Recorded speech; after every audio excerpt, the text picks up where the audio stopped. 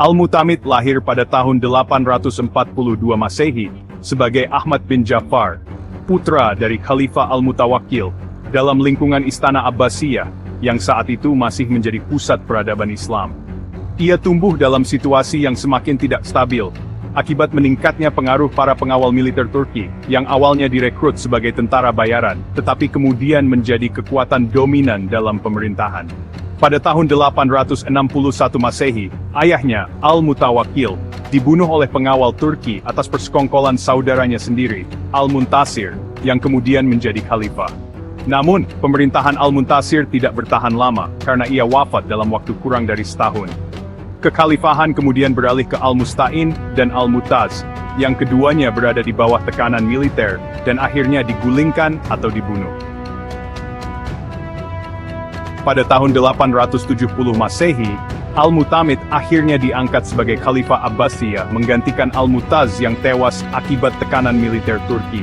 Meskipun ia menjadi khalifah secara resmi, kekuasaan sejatinya berada di tangan saudaranya, Al-Muwaffaq, yang mengendalikan jalannya pemerintahan dan strategi militer.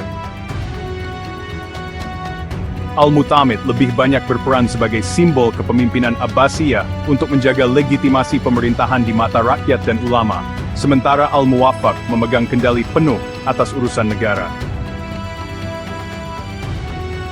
Masa pemerintahan Al-Mu'tamid diwarnai oleh berbagai tantangan besar, terutama pemberontakan Zanj yang berlangsung sejak tahun 869 Masehi hingga 883 Masehi. Pemberontakan ini dipimpin oleh seorang pria bernama Ali bin Muhammad yang berhasil mengumpulkan ribuan budak dari Afrika Timur yang bekerja di perkebunan di daerah Basra dan Irak Selatan. Para pemberontak Zanj tidak hanya memberontak melawan pemerintahan Abbasiyah, tetapi juga membangun pemerintahan sendiri yang menyaingi Baghdad.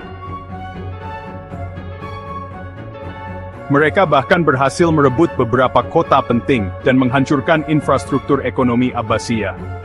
Pasukan Abbasiyah di bawah komando Al-Muwaffaq membutuhkan waktu lebih dari 1 dekade untuk akhirnya memadamkan pemberontakan ini pada tahun 883 Masehi, setelah pertempuran panjang yang menguras sumber daya kekhalifahan. Selain menghadapi pemberontakan Zanj, kekhalifahan Abbasiyah di bawah Al-Mu'tamid juga mengalami tantangan dari dinasti-dinasti yang semakin mandiri, super rising dynasties. Di Mesir dan Suriah, dinasti Tuluniyah yang didirikan oleh Ahmad bin Tulun berhasil merebut kendali wilayah tersebut dan menjalankan pemerintahan sendiri tanpa campur tangan Baghdad.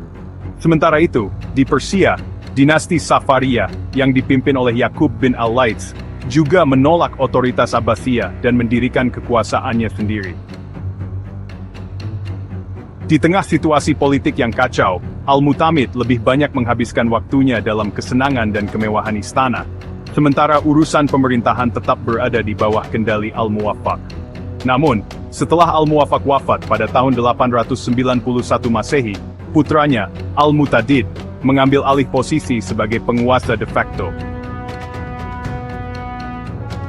Tidak lama setelah itu, Al-Mu'tamid sendiri wafat pada tahun 892 Masehi, dalam keadaan di mana kekhalifahan Abbasiyah sudah semakin kehilangan otoritas atas dunia Islam. Meskipun masa pemerintahan Al-Mu'tamid tidak membawa perubahan besar dalam kekhalifahan Abbasiyah, ia tetap dikenang sebagai salah satu khalifah yang memimpin di tengah masa-masa sulit. Kekhalifahannya menjadi simbol dari semakin melemahnya kekuasaan pusat Abbasiyah, dan bangkitnya kekuatan-kekuatan lokal yang mulai mengambil alih kendali di berbagai wilayah.